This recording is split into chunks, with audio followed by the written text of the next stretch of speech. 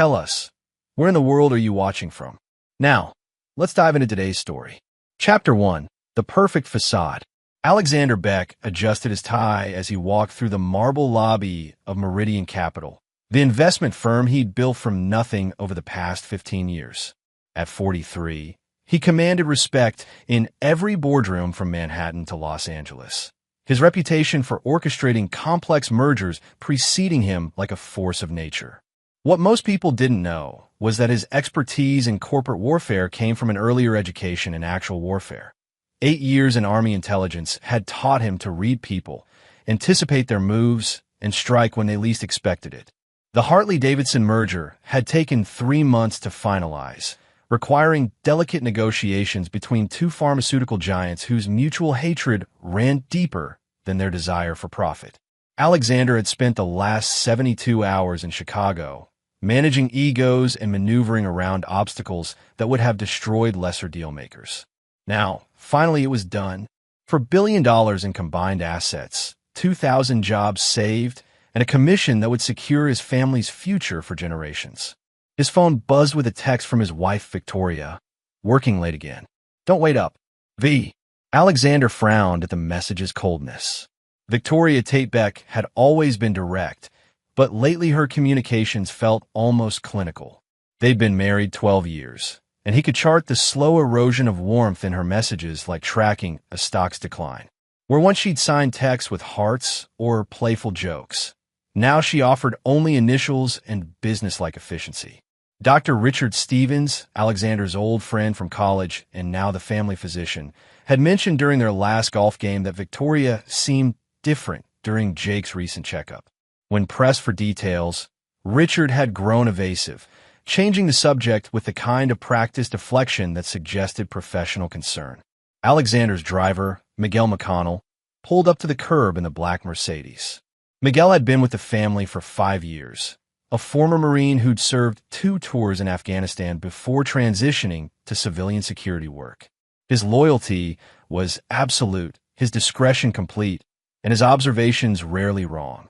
"How was Chicago, Mr. Beck?" Miguel asked as they pulled into traffic. "Successful. Any unusual activity at the house while I was gone?" Miguel's eyes met Alexander's in the rearview mirror. Mrs. Beck had visitors. Same pattern as last month. Late evenings, cars with tinted windows, meetings in the home office that lasted past midnight. Alexander had noticed the pattern too. Victoria's consulting business had always involved irregular hours, but recently her clients seemed to prefer conducting business in their home rather than her downtown office.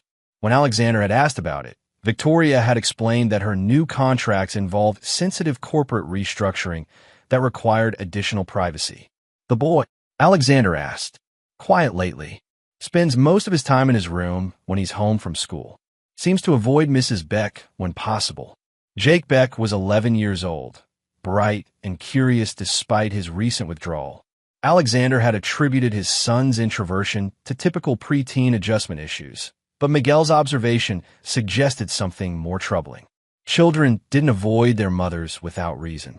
The Beck residence sat on 2 acres in Richmond's most exclusive neighborhood, a colonial mansion that Victoria had insisted they purchase despite Alexander's preference for something more modest.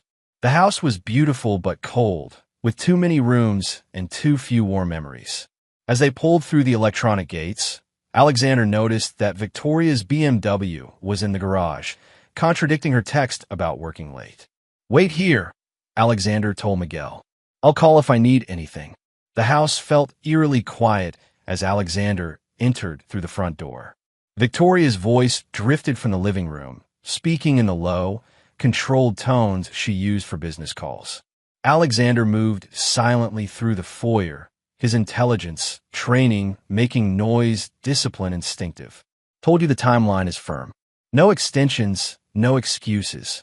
The client pays for results, not explanations." Victoria's voice carried an edge Alexander rarely heard. "If you can't deliver, I'll find someone who can." Alexander paused at the doorway, studying his wife through the gap. Victoria sat in her favorite armchair, her auburn hair pulled back in a severe bun, her posture rigid with authority. At 38, she remained strikingly beautiful, but there was something predatory in her expression that Alexander didn't recognize. "Handle it, Grant. That's what I pay you for." She ended the call and looked up, startling slightly when she saw Alexander. "You're back early." Her smile was practiced, professional. "How did the merger go?" "Successfully closed." "Who was that on the phone?" "Grant Warren, my new business partner. We're handling some complex restructuring cases that require specialized approaches." Grant Warren. Alexander made a mental note to research the name. Victoria had never mentioned a business partner before, and her hesitation over specialized approaches suggested activities that wouldn't bear scrutiny. "Where's Jake?" "Upstairs doing homework. He's been having some behavioral issues lately. Nothing serious, just testing boundaries." Alexander nodded, but something in Victoria's tone raised flags. Behavioral issues weren't typical for Jake, who'd always been a well-adjusted child despite his parents' demanding careers. "I should check on him." "He's fine, Alexander. You worry too much." But Alexander was already climbing the stairs, his instincts telling him that something was wrong. Jake's bedroom door was closed, which was unusual. The boy typically left it open unless he was sleeping. Alexander knocked softly. "Jake, it's Dad. Come in." Alexander opened the door to find his son sitting at his desk, homework spread before him, but his attention focused on something outside his window. Jake looked up with eyes that held too much caution for an 11-year-old. "Hey, buddy. How was school?" "Fine." Jake's response was automatic, rehearsed. Alexander sat on the edge of the bed, studying his son's body language. The boy was tense, watchful, as if expecting trouble. "Everything okay at home while I was gone?" Jake's eyes flicked toward the door, then back to his father. "Mom's been different lately. She has meetings downstairs, and she says I'm not allowed to leave my room when they're happening." "What kind of meetings?" "I don't know, but sometimes there are kids there. Kids I don't recognize. And they look—" Jake struggled for words. "They look scared, Dad." Alexander felt ice form in his veins. "Scared how?" "Like when Tommy Martinez got lost in the woods last year. Remember? He had that look like he didn't know what was going to happen to him." Alexander remembered.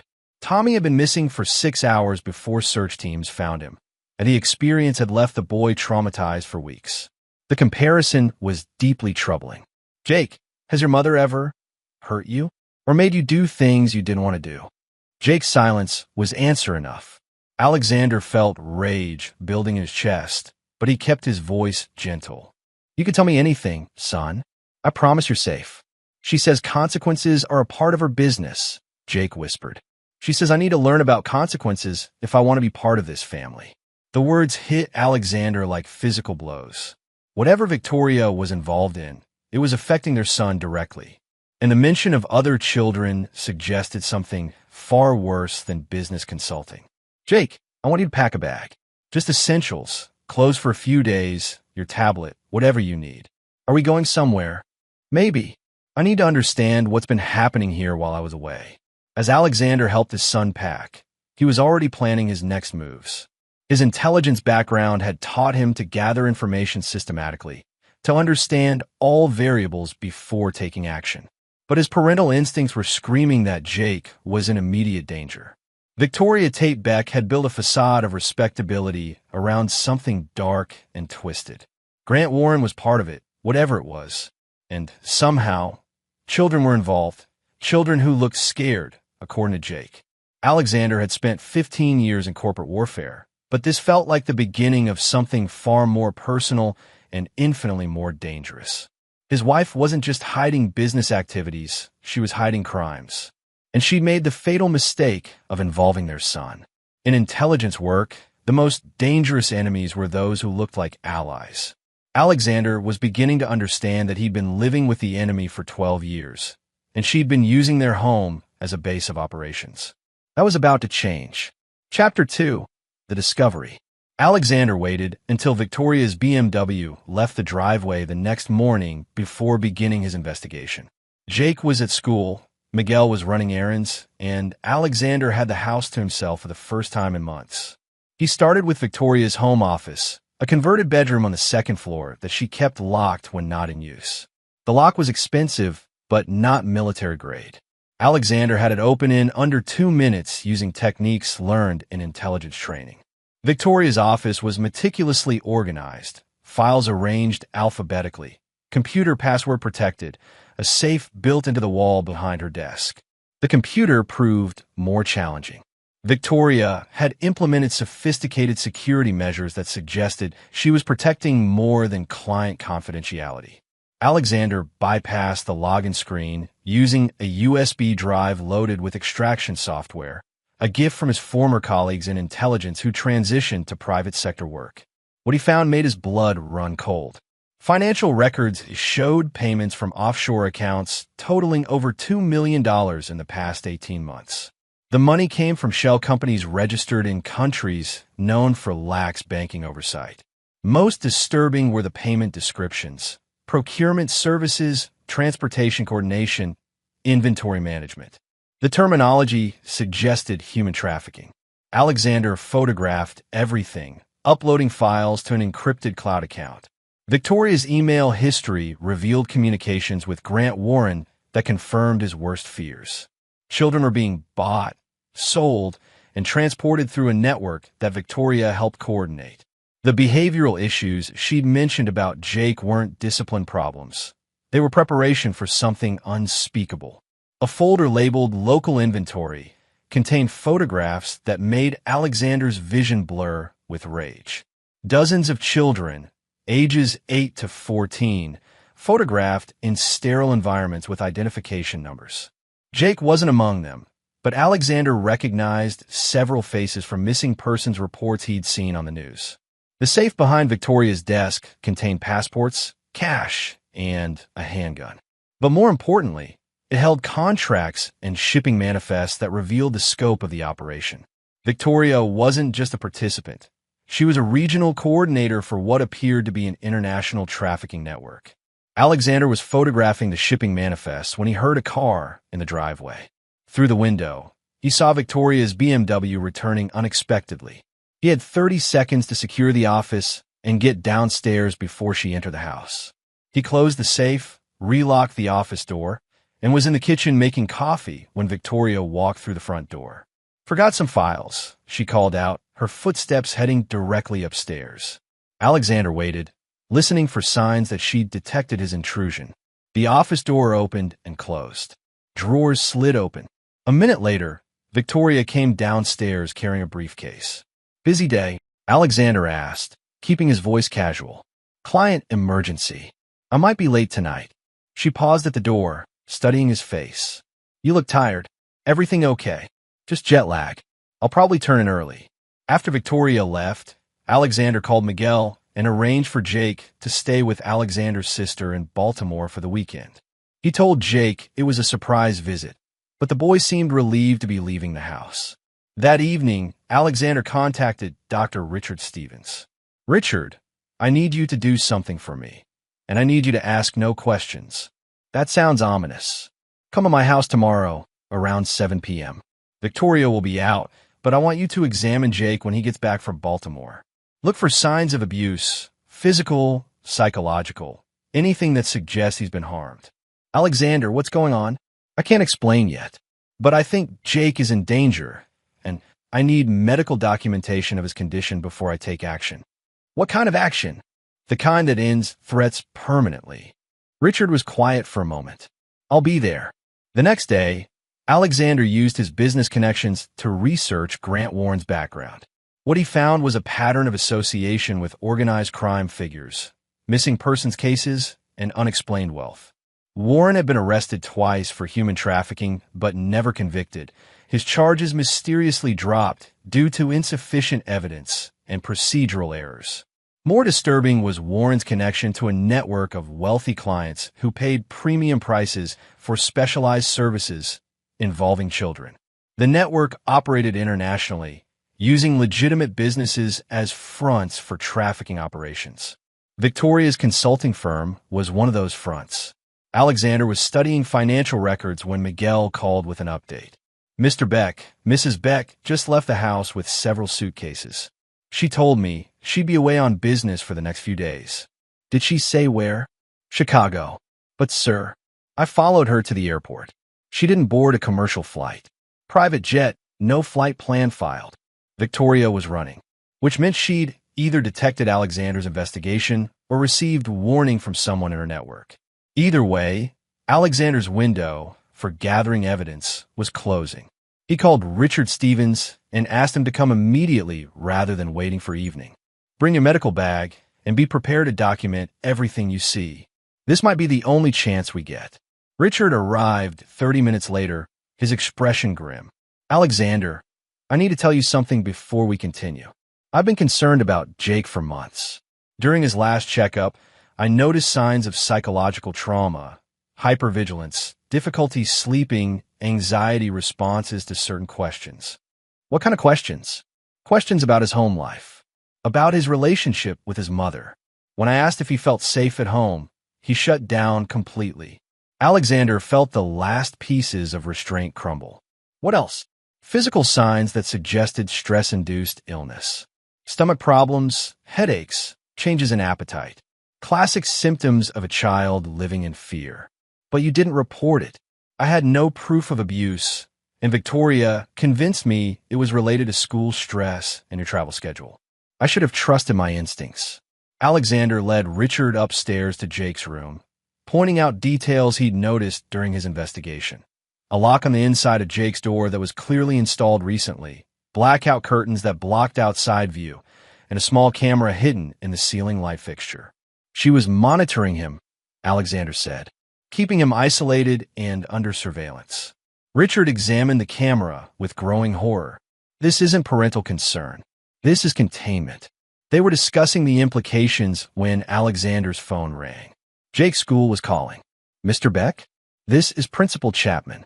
I'm afraid there's been an incident involving Jake. What kind of incident? He collapsed during lunch. He's conscious now, but he seems disoriented and frightened. We've called an ambulance. Alexander felt the world shift around him. We'll meet you at the hospital. As they drove to the hospital, Richard made an observation that would prove prophetic. Alexander, if Victoria is involved in trafficking and if she was preparing Jake for that network, his collapse might not be medical. It might be a response to whatever they've been doing to condition him. What do you mean? Psychological breaking, physical conditioning, drug administration. Children in trafficking situations are often subjected to systematic abuse designed to make them compliant. Alexander's vision went red. How long would that process take? Months, maybe longer, depending on the child's resistance. Which meant Victoria had been abusing their son systematically while Alexander was traveling for business, believing his family was safe at home. The hospital came into view, and Alexander made a silent promise. By the time this was over, Victoria Tate Beck and Grant Warren would wish they'd never heard the name Jake Beck. But first, he needed to make sure his son survived whatever they'd done to him. Chapter 3. The Unveiling. Alexander burst through the emergency room doors with Dr. Stevens close behind, his heart hammering against his ribs. A nurse directed them to Room 7, where Jake lay on a hospital bed, looking small and fragile against the white sheets. His face was pale, and his eyes held a glassy quality that Alexander recognized from his intelligence days. The look of someone who'd been chemically sedated. Dad! Jake's voice was weak, confused. I'm here, buddy. You're safe now. Dr. Emily Woodward, the attending physician, approached with a clipboard and a concerned expression. Mr. Beck? I'm Dr. Woodward. Jake is stable, but I need to discuss his condition with you privately. Alexander squeezed his son's hand. Dr. Stevens will stay with Jake. He's our family physician. In the hallway, Dr. Woodward's expression was grave. Mr. Beck, Jake's blood work shows traces of several substances that are extremely concerning. Benzodiazepines, mild hallucinogens, and what appears to be a custom pharmaceutical cocktail designed to induce compliance and suppress resistance. Are you saying he was drugged? I'm saying he was systematically poisoned over an extended period. The levels suggest regular administration, probably disguised in food or drinks. These substances are commonly used in. She paused, choosing her words carefully. In situations where someone wants to control another person's behavior and mental state. Alexander felt rage building in his chest like a nuclear reaction. How long? Based on the blood chemistry, I'd estimate several months of regular exposure. Mr. Beck, I'm required by law to report this to Child Protective Services and law enforcement. Do it. I want everything documented. When they returned to Jake's room, Dr. Stevens was conducting his own examination while Jake dozed fitfully. Stevens' face was tight with controlled fury. Alexander, we need to talk. Now. They stepped into the hallway where Stevens spoke in low, urgent tones. The drug cocktail isn't random. It's a specific combination used by trafficking networks to condition children for transport and for client use. Jake shows signs of systematic psychological conditioning, responses to verbal cues, physical reactions to certain stimuli. Someone has been preparing your son for something unspeakable. Alexander's world tilted. How do you know about trafficking methods? I volunteer with an organization that helps trafficking survivors. I've seen these patterns before. Stevens grabbed Alexander's arm, his voice trembling. Sir, you need to call the cops before your wife, before she completes whatever process she started. The words hit Alexander like physical blows. His wife, the woman he'd shared a bed with for 12 years, had been systematically abusing their son in preparation for selling him to sexual predators. There's more, Stevens continued. Jake mentioned something while you were talking to Dr. Woodward. He said his mother told him they were going on a special trip this weekend, a trip where he'd meet important people who would decide his future. Alexander's phone buzzed with a text from Victoria. Change of plans. Pick up Jake from school early. We're taking a family trip. Don't disappoint me. The message carried an implicit threat. Victoria knew he was investigating her, and she was moving to secure her asset, their son, before Alexander could interfere. She's coming for him, Alexander said. Not if I can help it. Stevens was already moving toward the nurse's station. I'm placing Jake under medical hold. He's too unstable to be discharged. That won't stop her if she's determined. Then we make sure she can't find him. Alexander called Miguel while Stevens spoke to hospital security. Within minutes, Alexander had arranged for Jake to be transferred to a private facility where Victoria couldn't access him. But as they prepared for the transfer, Alexander's phone rang. Alexander Beck. The voice was male, unfamiliar, with a slight accent. Who is this? A friend of your wife's. She asked me to deliver a message. What message? She has something you want. You have something she needs. Perhaps we can arrange an exchange. Alexander felt ice form in his veins. What kind of exchange? Your son is safe for now, but that could change quickly. Victoria is prepared to be reasonable if you're prepared to be cooperative. Victoria doesn't have my son. He's right here with me. A pause. Check your messages, Mr. Beck. Alexander's phone chimed with an incoming text containing a photograph. The image showed Jake's bedroom at home, but it wasn't empty. A child was lying on the bed, a child who looked exactly like Jake from a distance, but wasn't him upon closer inspection. Body double, the voice continued. Purchased from our specialty catalog. Your wife wanted to ensure a smooth transition when she collected the real asset. Alexander's mind raced. Victoria had been planning Jake's abduction for months, possibly years. The behavioral issues she'd mentioned weren't problems. They were testing to see how far she could push before Alexander became suspicious. What do you want? Very simple. You forget everything you've learned about your wife's business activities. You sign custody papers granting her sole parental rights. You transfer half your assets to accounts she'll specify. In exchange, your son continues to live, just not with you. And if I refuse, then the asset becomes inventory, and you become a liability. Neither outcome would be pleasant for your family. Alexander looked through the window at Jake, still unconscious on a hospital bed, and felt something fundamental shift inside him. His wife hadn't just betrayed their marriage. She'd been grooming their son for sexual slavery, while Alexander built a fortune to support the family he thought he was protecting. I need time to consider your offer. You have until tomorrow night. Victoria will call with final instructions. Alexander ended the call and turned to Stevens, who'd been listening with growing horror. They're going to kill you both regardless, Stevens said. You realize that, right? You've seen too much, and Jake can identify them. I know. So what are you going to do? Alexander looked at his unconscious son, thinking about the years of business trips while Victoria had unlimited access to systematically abuse Jake. Thinking about the children in those photographs, the offshore accounts, the network of predators who paid premium prices for innocence.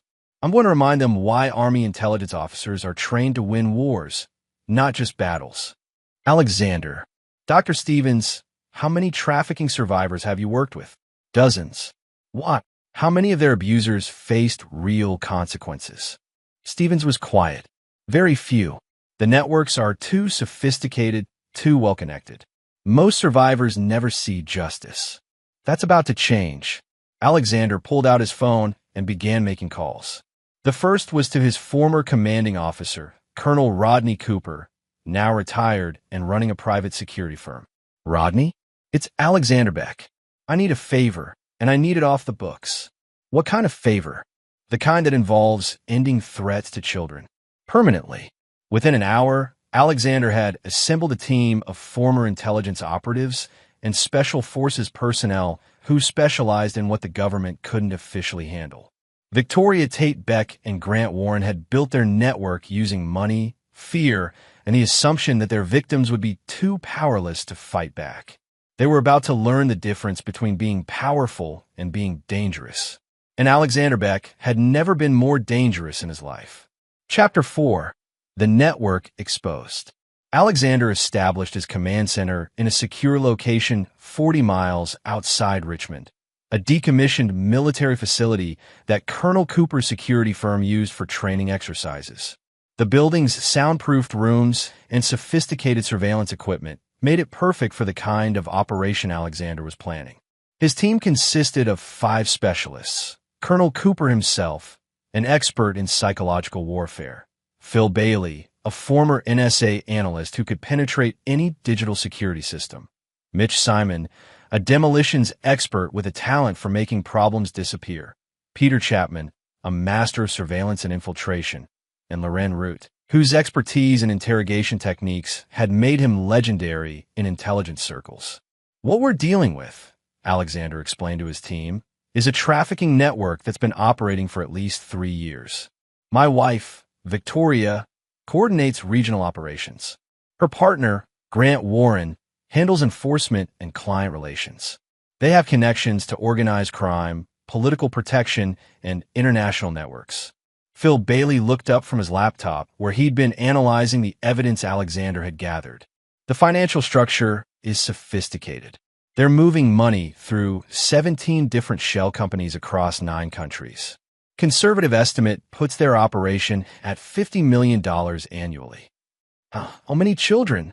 Cooper asked. Based on the documentation, I found approximately 200 active cases across the Mid-Atlantic region. Ages 8 to 16, both domestic and international acquisitions. The room fell silent. Even seasoned operators had limits to what they could process emotionally. What's the primary objective? Chapman asked. Complete destruction of the network. No survivors, no loose ends, no possibility of reorganization. And secondary objectives? Recovery of the children, evidence preservation for law enforcement, and elimination of political protection. Loren Root studied the photographs Alexander had taken from Victoria's safe. The political connections are extensive. 3 congressmen, a federal judge, 2 state senators, and multiple law enforcement officials. Taking down the network means taking down people with the power to retaliate. Then we make sure they can't retaliate. Alexander's phone buzzed with an encrypted message from an unknown number. Package delivered. Inspection at midnight. Location to follow. The message was accompanied by an address in rural Virginia and instructions for arriving undetected. Victoria was setting up the promised exchange: Jake's life for Alexander's silence and money. It's a trap, Cooper said after reading the message. Of course it is, but it's also an opportunity to get inside their operation. Alexander, they're not planning to honor any agreement. The moment you show up, you're dead. Maybe, but they don't know what I've learned or who I've contacted. They think they're dealing with a desperate father who'll do anything to save his son. Aren't you? Alexander was quiet for a moment. I'm a desperate father. But I'm also someone who spent 8 years learning how to destroy enemies who hide behind walls and money and political connections. Victoria made a critical error in judgment. She assumed I'd react emotionally instead of tactically. Phil Bailey looked up from his computer. I've been monitoring Victoria's communications. She's in contact with a client who's scheduled to inspect the merchandise tonight. The financial transfer for Jake is set at $2 million. Alexander felt rage build in his chest, but his voice remained calm. Then we give them what they're expecting. What do you mean? We let Victoria think she's won. We allow the meeting to proceed. But instead of exchanging Jake for money and silence, we use the gathering to identify everyone in their network. Chapman nodded slowly. Surveillance operation. Let them expose themselves. More than surveillance. Elimination. Alexander outlined his plan. Instead of going to the meeting himself, he would send Mitch Simon disguised as Alexander, wearing body armor and equipped with recording equipment. Meanwhile, Chapman would infiltrate the location hours earlier to establish Overwatch positions. Phil Bailey would monitor all electronic communications, and Lorenroot would position himself to interrogate any survivors. What about the children who are already in the system? Cooper asked. Simultaneous raids on all known locations. We hit everything at once. Transportation hubs, safe houses, client locations, financial centers. By dawn tomorrow, there won't be enough left of their network to threaten anyone. The team spent the afternoon coordinating with law enforcement contacts who could be trusted. FBI agents Cooper had worked with, local detectives who specialize in child crimes, federal prosecutors who've been frustrated by political interference in trafficking cases. At 6 p.m., Alexander received another message from Victoria. Cabin on Route 301, mile marker 47. Come alone. Bring signed custody documents and bank transfer confirmations. Jake will be returned unharmed if you comply fully. The location was perfect for what Alexander had planned, isolated, with multiple approach routes and escape paths. Chapman departed immediately to establish surveillance positions, while Phil Bailey began monitoring all cell phone traffic in the area. At 8 p.m., Alexander's phone rang. Victoria's voice was cold, businesslike. Alexander, I trust you've prepared everything we discussed. The papers are signed. The money's ready to transfer. Good. I want you to understand something before tonight's meeting. What you've discovered about my business activities, that stays between us. If you ever consider exposing what you've learned, remember that I know people who specialize in making problems disappear. I understand. Do you? Because I'm not just talking about you, Alexander. I'm talking about anyone you might have confided in. Your sister in Baltimore, for example. Dr. Stevens. Even Colonel Cooper. Alexander felt ice form in his veins. Victoria knew about his team, which meant she'd been monitoring his communications or had sources inside law enforcement. How long have you known? Known what? That my husband was a former intelligence officer? I've known since before we were married, Alexander. Did you really think someone like me would choose a partner randomly? The implication hit him like a physical blow. You targeted me. I recruited you. Your background, your resources, your legitimate business activities, all perfect cover for my operations. For 12 years, you've been providing exactly what I needed: respectability, financial networks, and geographic mobility. And Jake, insurance. A way to ensure your continued cooperation if you ever became problematic. Alexander realized that his marriage, his family, his entire adult life had been an elaborate deception designed to serve Victoria's criminal enterprise. She hadn't just betrayed him, she'd never been anything other than his enemy. See you at midnight, darling. The line went dead, and Alexander sat in silence for several minutes, processing the full scope of Victoria's manipulation. Then he activated his team's communication system. Change of plans. This isn't just about destroying a trafficking network. It's about eliminating a counterintelligence operation that's been running for over a decade. What do you mean? Cooper asked. Victoria didn't just happen to become involved in trafficking. She's been using it as cover for something larger: recruitment, blackmail, political control. We're not just taking down criminals. We're taking down a spy network that's been operating in plain sight. The mission parameters had shifted, But Alexander's resolve remained absolute. Victoria Tate Beck had used their son, their marriage, and their shared life as weapons against innocent children. Tonight, she would learn that some weapons were designed to cut both ways. Chapter 5. The Hunter's Moon. At 11:30 p.m., Alexander's team was in position around the cabin on Route 301. Chapman had established overwatch from a tree line 300 yards east, with clear sight lines to all approaches. Phil Bailey monitored electronic communications from a van parked 2 miles away, tracking every cell phone and radio transmission within a 5-mile radius. Loren Root had positioned himself near the access road, ready to intercept anyone attempting to escape. Mitch Simon, wearing body armor beneath clothes identical to Alexander's, approached the cabin according to the specified timeline. Hidden cameras and recording equipment would capture everything that happened inside, while Cooper coordinated the operation from the command vehicle. Alexander remained at the secure facility with Jake, who was recovering well from the drug treatments but still needed medical supervision. Dr. Stevens had agreed to stay with the boy while Alexander finished what Victoria had started. At 11:47 p.m., Chapman's voice crackled through the communication system. 3 vehicles approaching from the north. For occupants total, looks like Victoria, Grant Warren, and 2 unknown males. Alexander watched through the hidden cameras as Victoria entered the cabin, followed by Warren and 2 men who carried themselves like professional security. Victoria looked confident, predatory, wearing the expression of someone who believed she held all the advantages. "Where's Beck?" Warren asked, scanning the shadows outside. "He'll be here." Alexander's nothing if not punctual. At exactly midnight, Mitch Simon emerged from the tree line, walking toward the cabin with the measured pace of someone trying to control their fear. Through the hidden cameras, Alexander watched Victoria's face light up with satisfaction. "Alexander, come in. We have much to discuss." Mitch entered the cabin, and Alexander's recording equipment captured everything that followed. "Where's my son?" Mitch asked, using Alexander's voice patterns. "Safe. For now." Victoria gestured to a laptop on the cabin's table. "Real-time video feed from our holding facility. As you can see, Jake is comfortable and well cared for." The screen showed a child lying on a bed in what appeared to be a medical facility. The child looked like Jake from a distance, but Alexander could tell it was the body double Victoria had mentioned. "The custody papers?" Victoria extended her hand. Mitch handed over documents that Phil Bailey had prepared, legally worthless forgeries that would satisfy Victoria's immediate needs while providing no actual authority. "And the financial transfers?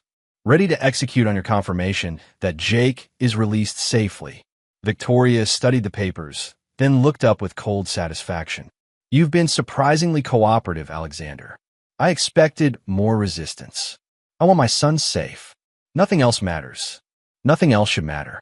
But I know you, Alexander. I know how your mind works.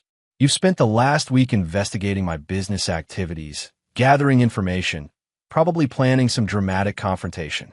Mitch remained silent, letting Victoria reveal her hand.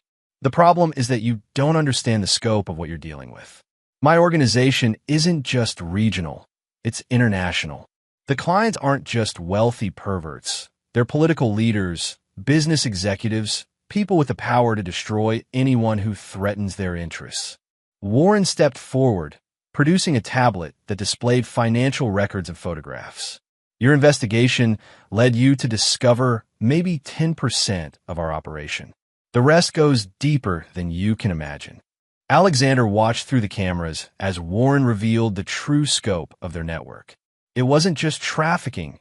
It was a comprehensive blackmail operation targeting political leaders, business executives, and law enforcement officials. The children weren't just victims. They were weapons used to control powerful people through recorded compromises. 17 senators, 43 congressmen, 6 governors, 2 Supreme Court justices, and over 200 corporate executives, Victoria continued. All of them compromised, all of them under our control.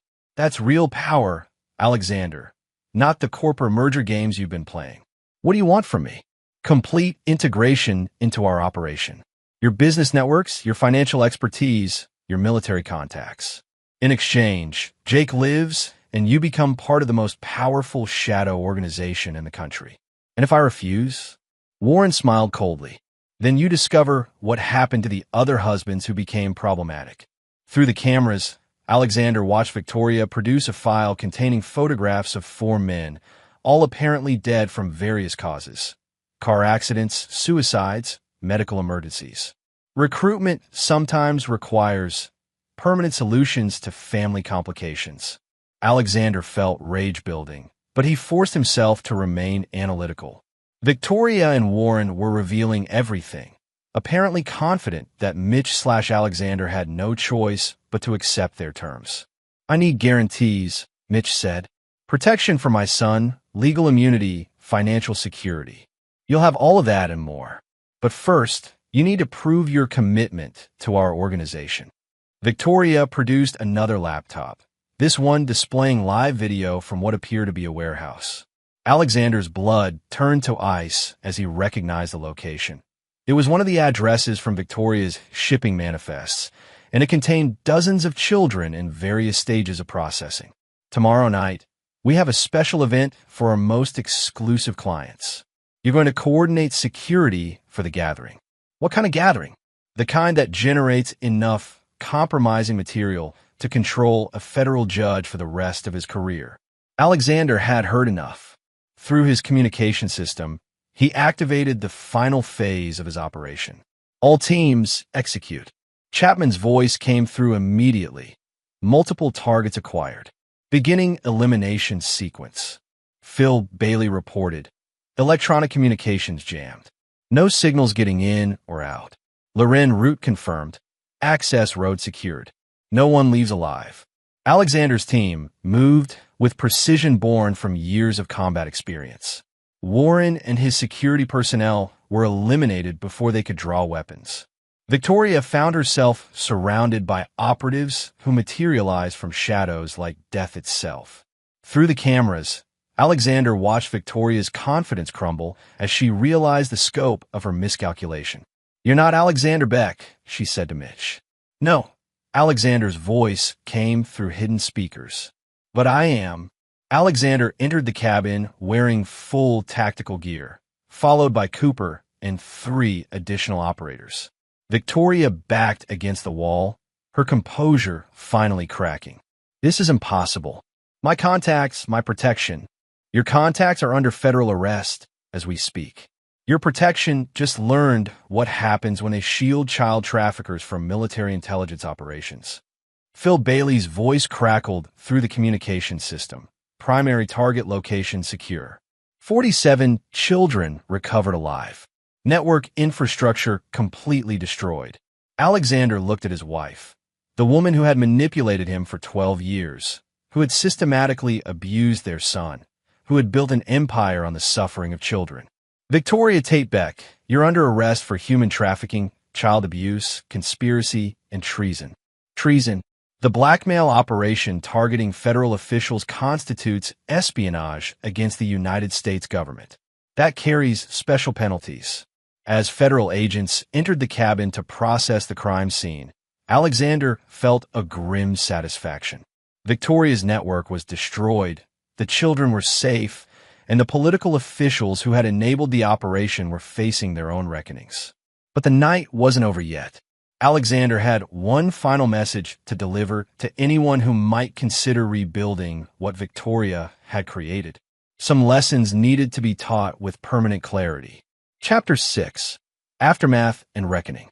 Dawn broke over the Richmond skyline as Alexander sat in the FBI field office, watching through one-way glass as Victoria underwent her initial interrogation. She had maintained her composure through the arrest and processing, but Alexander could see cracks in her facade as the full scope of the federal charges became clear. Special Agent Roy Keller, who was leading the trafficking investigation, emerged from the interrogation room with a thick file of documents. "She's not talking," Keller said, demanded a lawyer and invoking her right to silence. "What about Warren's associates? Singing like canaries." Apparently, their loyalty only extended as far as their paychecks. Keller sat down across from Alexander, his expression grim. Mr. Beck, what we've uncovered in the past 8 hours goes beyond anything we've seen before. The blackmail network your wife was running compromised officials at every level of government. Alexander had spent the night coordinating with federal agencies as they systematically dismantled Victoria's operation.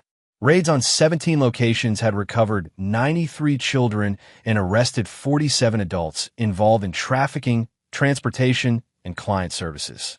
The political fallout was only beginning. How many officials are implicated? Initial counts suggests over 200 federal, state, and local figures. We're talking about senators, judges, police chiefs, prosecutors, people who should have been protecting children instead of exploiting them. Alexander thought about Jake, who was still recovering at the secure medical facility. Dr. Stevens had reported that the boy was making progress, but the psychological damage from months of systematic abuse would require extensive therapy. What about my son's case specifically? Victoria and Warren face federal charges for child abuse, trafficking conspiracy, and attempted sale of a minor. The evidence you gathered provides clear documentation of their intent to sell Jake to their client network. Keller paused, studying Alexander's expression. There's something else. During our raids, we discovered documentation suggesting Victoria had been planning this for years, possibly since before Jake was born. What do you mean? Medical records showing she had been administering mild sedatives to Jake since he was 6 years old. Psychological conditioning programs designed to make him compliant. Educational modifications to isolate him from potential support networks. Keller's voice hardened. Your wife wasn't just abusing your son. She was systematically preparing him for sexual slavery from early childhood. Alexander felt rage building in his chest, but he kept his voice level. How is that possible? I would have noticed. She was careful. The drugs were administered in doses small enough to seem like normal childhood illnesses. The psychological conditioning was disguised as discipline and educational structure. You were traveling frequently for business, and she had complete control over Jake's daily routine. The implications were staggering. Alexander had spent years building a fortune to support his family, while Victoria used his absence to systematically destroy their son's psychological defenses. Mr. Beck, I need to ask you something directly. Keller leaned forward. The operation you conducted last night, it was extremely sophisticated, almost like it was planned by someone with extensive intelligence training. I had help from some former colleagues. I assumed as much, but I want you to understand that while we appreciate the results, the methods you used crossed several legal boundaries. Alexander met Keller's gaze directly. Are you planning to prosecute me for stopping child traffickers? I'm planning to ensure that justice is served through proper legal channels from this point forward. What about the political officials who are being blackmailed? Are they facing charges? Keller's expression darkened. That's where things get complicated. Some of them were unwilling victims, people who were compromised through coercion or deception. Others appear to have been willing participants who use the network's services regularly. And you can tell the difference? Financial records, communication logs, frequency of contact. The willing participants paid premium prices for specific services and showed no signs of attempting to escape the blackmail situation. Alexander understood the distinction, but he also understood that political pressure would protect some officials while sacrificing others. How many of the willing participants will actually face prosecution? Keller was quiet for a moment. As many as the evidence will support and political reality will allow. It was an honest answer, but not a satisfying one.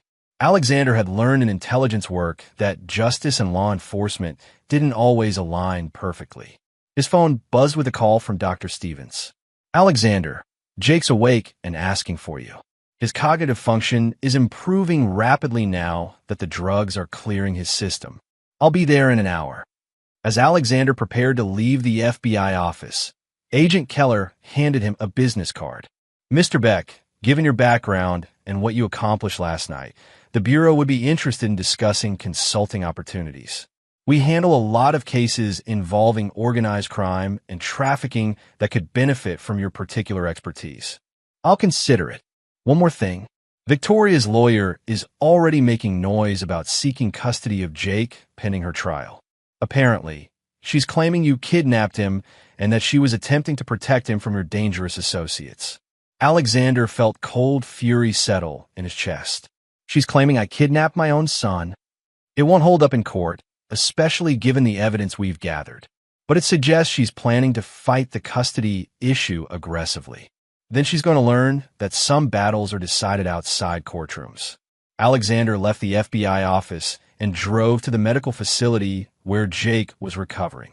His son looked smaller than usual in the hospital bed, but his eyes were clearer than they'd been in months. "Dad, are you okay? You look really tired." Alexander sat beside the bed, taking Jake's hand. "I'm fine, buddy. How are you feeling?" "Better. Dr. Stevens says the medicine that was making me sick is almost gone from my body." "What do you remember about the last few months?" Jake was quiet for a moment. "Mom was giving me special vitamins that made me sleepy. She said they would help me grow stronger, but they made me feel weird and confused." "What else?" "She had friends over a lot. They would look at me like I was something they wanted to buy. It made me scared, but when I tried to tell you, the words wouldn't come out right." Alexander felt rage building again, but he kept his voice gentle. "You're safe now, Jake. Mom can't hurt you anymore. What's going to happen to her? She's going to face consequences for the things she did. To you, and to other children." Jake nodded, processing this with the kind of seriousness that no 11-year-old should need to possess. "Dad, I'm glad you came home when you did. I think something really bad was about to happen to me." Alexander squeezed his son's hand, making a promise that would define the rest of their lives together. "Nothing bad will ever happen to you again, Jake. I promise you that." But even as he made the promise, Alexander was planning his next moves. Victoria's trial would take months, maybe years. During that time, she would have access to lawyers, appeals, and potentially corrupt officials who might arrange for her early release or case dismissal. Alexander had spent 20 years learning that some enemies were too dangerous to leave alive, regardless of what legal systems might decide. Victoria Tate Beck had made a career of destroying children's lives. She had systematically abused his son while manipulating their marriage for criminal purposes. The legal system would provide due process. Alexander would provide justice. And there was a significant difference between the two. Chapter 7. The Trap Unfolds. 3 weeks after Victoria's arrest, Alexander received an unexpected visitor at his home.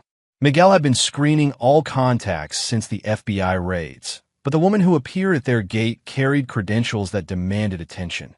Federal Judge Patricia Gates, one of the officials Alexander had seen on Victoria's blackmail list. Alexander met her in his study, noting how she kept her hands visible and her voice carefully modulated, the behavior of someone who knew she was being recorded. "Mr. Beck, I need to discuss a matter of mutual concern." "What kind of matter?" "Your wife's case. More specifically, certain complications that have arisen during the legal proceedings." Alexander waited, letting silence pressure her to reveal more than she intended. Victoria's attorney has presented evidence suggesting that her trafficking operation was actually an undercover investigation into political corruption. She claims to have been working with federal agencies to expose officials who were exploiting children. The lie was sophisticated, but Alexander had expected something like this. Victoria had spent years building relationships with corrupt officials. Using those relationships to create an escape route was predictable. What kind of evidence?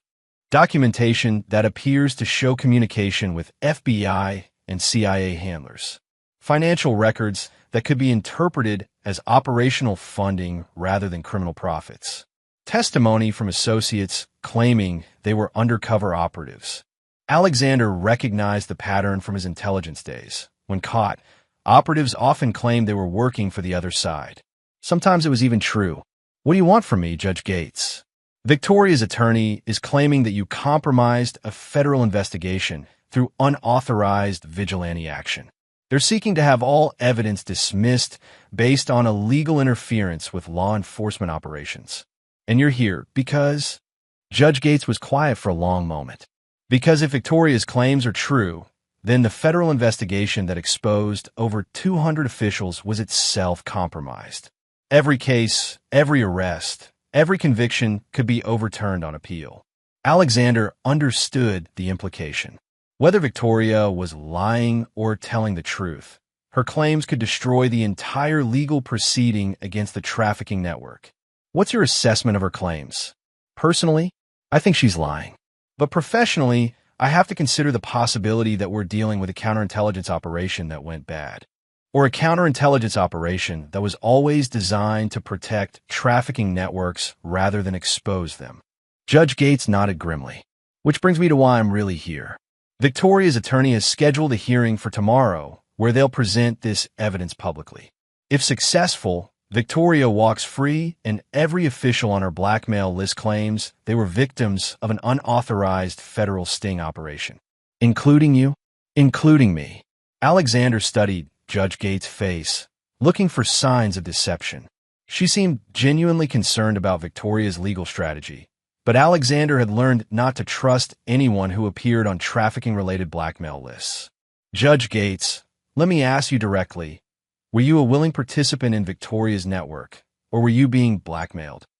Her answer would determine whether she left his house alive. Blackmailed. Victoria's people photographed me in a compromising situation with someone who turned out to be underage. I've been making legal decisions based on their threats for over 2 years. What kind of decisions? Dismissed cases, reduced sentences, sealed records. Anything they needed to protect their operation and their clients. Alexander made a mental note to verify her claims later, but her apparent honesty suggested she might be useful. What do you propose we do about tomorrow's hearing? That depends on whether you're prepared to testify about what you discovered during your investigation, and risk having the entire case dismissed if Victoria's claims are accepted, or ensure that the truth comes out regardless of her legal maneuvering. Alexander considered the options. Victoria's escape strategy was sophisticated but not perfect. If she was claiming to be an undercover operative, she would need to explain why she had been systematically abusing Jake and preparing him for sale. Judge Gates, there's something Victoria's attorney doesn't know about the evidence I gathered. What? I have recorded conversations where Victoria explicitly discusses selling Jake to specific clients, not as part of any investigation, but as a personal transaction designed to eliminate him as a complication in her criminal operations. Judge Gates' expression shifted from concern to something approaching relief. That would destroy her undercover operative defense. It would, but I've been holding that evidence in reserve. Why? Alexander was quiet for a moment, considering how much to reveal. Because I wanted to see who would try to help her escape justice. Corrupt officials supporting her claims, defense attorneys with suspicious funding sources, federal agents who might be compromised. You're saying this entire legal proceeding has been a trap? I'm saying that catching traffickers is only half the battle. The other half is identifying everyone who enables them. Judge Gates was silent for several minutes, processing the implications. Mr. Beck, if you testify tomorrow with that evidence, Victoria's defense collapses completely. But it also means exposing whatever operation you've been running to identify compromised officials. I'm prepared for that. Are you prepared for the consequences? Some of the people on Victoria's list have enough power to make your life very difficult, even from prison. Alexander thought about Jake, who was making progress in therapy, but still woke up screaming from nightmares about special vitamins and important visitors. Judge Gates, let me ask you something.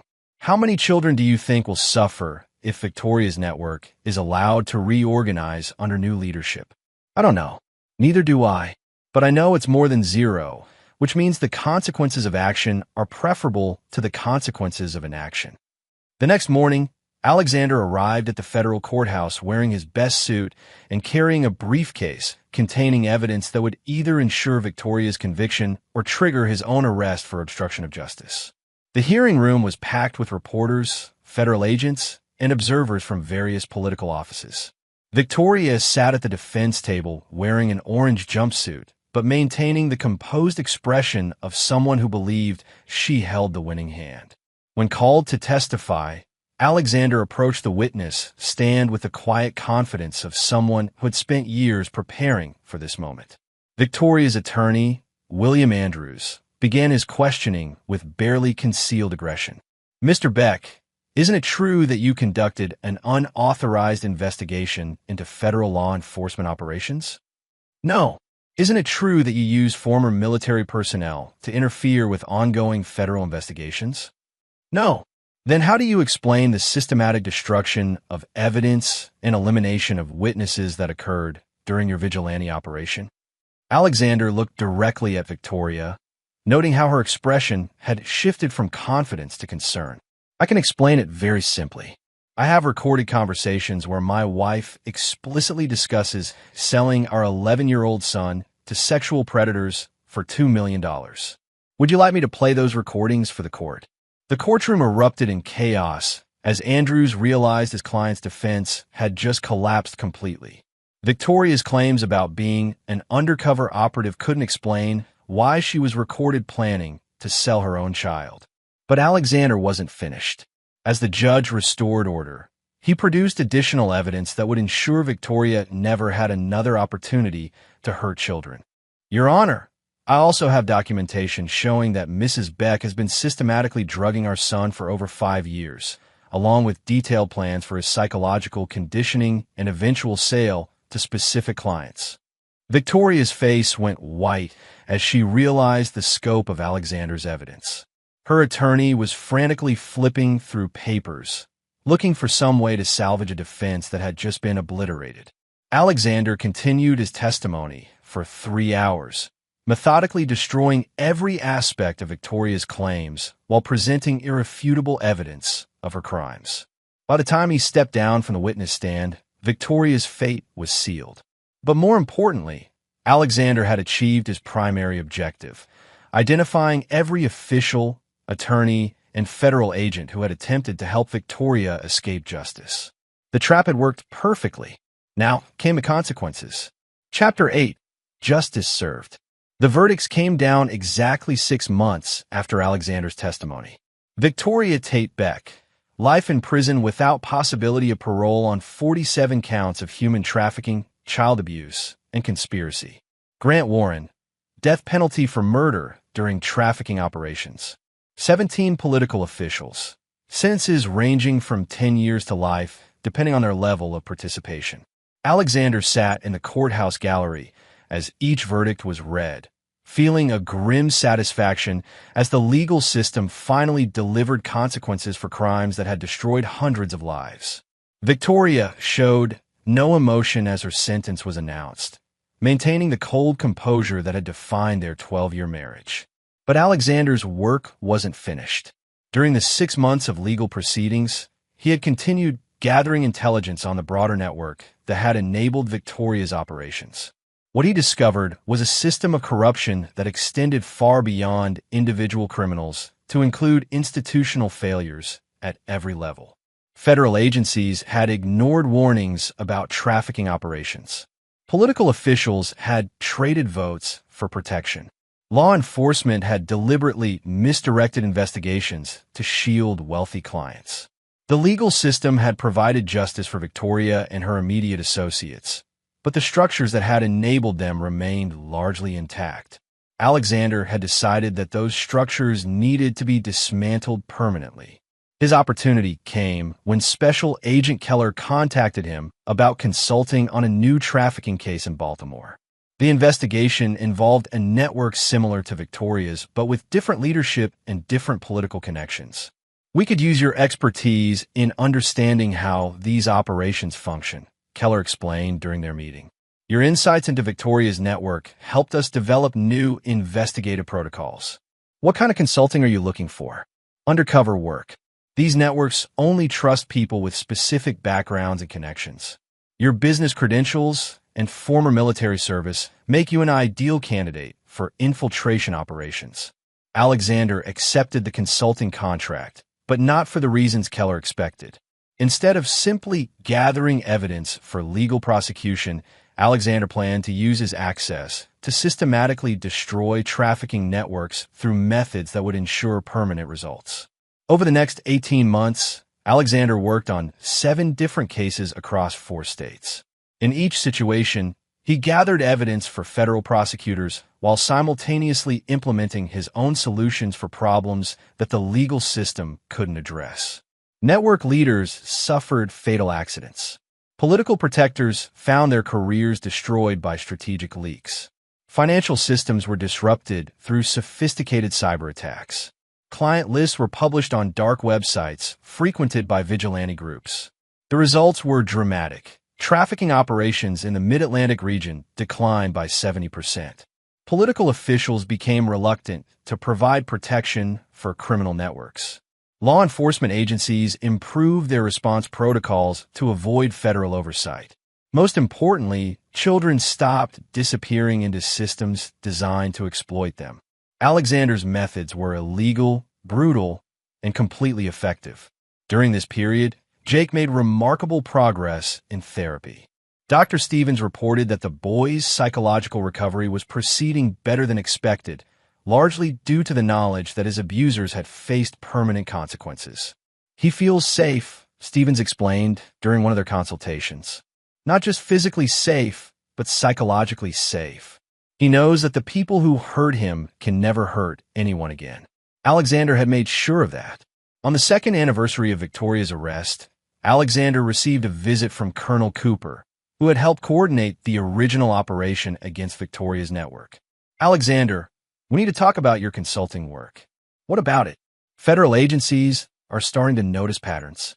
Trafficking operations you investigate tend to suffer catastrophic failures that go beyond normal law enforcement outcomes. Criminals make enemies. Sometimes those enemies take action that the legal system can't. And sometimes former intelligence officers decide that permanent solutions are preferable to legal complications. Alexander met Cooper's gaze directly. Are you concerned about my methods? I'm concerned about your exposure. What you're doing is necessary, but it's also extremely dangerous. If federal agencies decide you're operating outside legal boundaries, they'll have no choice but to prosecute. What do you recommend? Retire from consulting. Focus on raising Jake. Let other people handle the next phase of this work. Alexander considered Cooper's advice, but he also thought about the hundreds of children who were safe because trafficking networks no longer operated with impunity. His work had created a climate of fear among predators who had previously felt untouchable. One more case, Alexander said. Then I'll step back. The final case involved a network operating in Washington, D.C. that specialized in providing children to political figures. The investigation had stalled due to political interference, and federal agents suspected that high-ranking officials were actively protecting the operation. Alexander accepted the assignment, knowing it would be his most dangerous, but also potentially his most important. If successful, he could dismantle the political protection systems that enabled trafficking networks to operate with institutional support. The operation took 4 months to plan and execute. Alexander infiltrated the network by posing as a wealthy businessman seeking specialized services for political associates. His military background and legitimate business credentials provided perfect cover for accessing the highest levels of the organization. What he discovered was worse than anything he had seen in Victoria's network. The Washington operation didn't just traffic children. It used them as weapons in political warfare. Compromising photographs and recordings were used to control senators, judges, and cabinet officials. The network had effectively captured significant portions of the federal government through systematic blackmail. Alexander's solution was correspondingly comprehensive. On a single night in December, 17 network leaders died in apparent accidents. A massive cyber attack destroyed all electronic records and financial systems. Client lists were simultaneously released to major news organizations and law enforcement agencies. Political officials found themselves facing federal investigations they couldn't suppress or influence.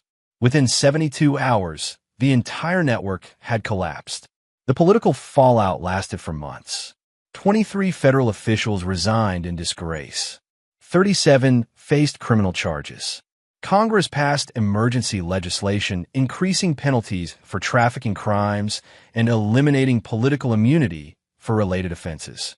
Most importantly, the institutional protection systems that had enabled trafficking networks were permanently disrupted. Alexander's consulting career ended as quietly as it had begun. He returned to Richmond, to his legitimate business interests, and to the daily work of raising a son who was finally free from the shadows of his early trauma. But the message had been sent and received throughout the criminal underworld. Children were no longer unprotected victims. They had defenders who would use any means necessary to ensure their safety. And some of those defenders had learned their skills in places where mercy was a luxury that enemies couldn't afford. Chapter 9. New Beginnings. 5 years after Victoria's conviction, Alexander stood in the yard of their new home in Colorado, watching Jake practice baseball with a high school team. At 16, the boy had grown into a confident young man whose easy smile and natural athleticism gave no hint of the trauma he'd survived in childhood. The move to Colorado had been Jake's idea. After finishing therapy and establishing a strong support network in Richmond, he'd expressed interest in starting fresh somewhere with mountains and clean air. Alexander had been happy to relocate, using the sale of his consulting firm to purchase a ranch outside Denver where they could build the life they'd never had the chance to create. Dr. Stevens had maintained contact throughout Jake's recovery, providing guidance and support as the boy processed his experiences and developed healthy coping mechanisms. His final assessment had been remarkably positive. Jake showed no lasting psychological damage from his mother's abuse, largely because he understood that justice had been served and that his father would always protect him. "Dad, watch this," Jake called out, connecting solidly with a fastball and sending it sailing over the fence. "Great swing, son. Coach Peterson's going to love that power." Jake had been recruited by 3 Division I programs, but he'd already decided to attend the University of Colorado, where he could study criminology while staying close to home. His interest in law enforcement came naturally from his experiences, but Alexander had been careful to encourage rather than pressure his son's career choices. The ranch house was comfortable but not ostentatious, reflecting Alexander's preference for privacy over display. He'd kept his wealth quiet, using it primarily to ensure Jake's security and education while maintaining a lifestyle that wouldn't attract unwanted attention. Alexander's phone buzzed with a call from Agent Keller, who had remained in contact despite Alexander's retirement from consulting work. "Alexander, I want to give you an update on something you'll find interesting." "What's that?" "Victoria died in prison last week. Apparent suicide, though there are some questions about the circumstances." Alexander felt no emotion beyond mild satisfaction. "Questions?" "She was found hanging in her cell, but the autopsy showed evidence of struggle. Other inmates reported hearing arguing earlier that evening." "Any investigation?" "Officially, yes. Unofficially, Victoria had made enough enemies among trafficking survivors that prison justice seems like a reasonable explanation." Alexander had learned that some forms of justice operated outside courtrooms and legal proceedings. Victoria's death meant she could never escape, never appeal, never manipulate the system for early release. "How's the trafficking situation overall?" "Significantly improved. The networks you helped dismantle haven't reorganized, and new operations are much smaller and less sophisticated. Your work created a climate where trafficking is genuinely dangerous for the criminals involved." "Good. Alexander, there's something else. The FBI has been tracking some unusual activities in international trafficking networks. Operations being systematically destroyed by unknown actors using military-grade tactics. Any thoughts on who might be responsible?" Alexander smiled grimly. "Sounds like someone learned that protecting children requires permanent solutions. The methods are remarkable.